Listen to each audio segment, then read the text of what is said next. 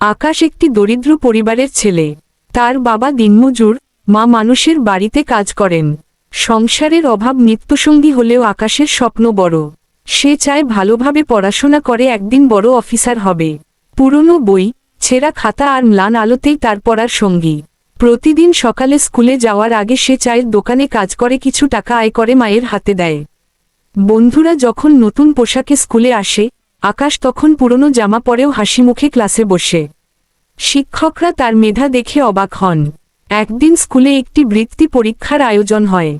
আকাশ সারারাত জেগে পড়ে পরীক্ষার দিন ভোরে বাবার পুরনো সাইকেল ঠেলে স্কুলে যায়।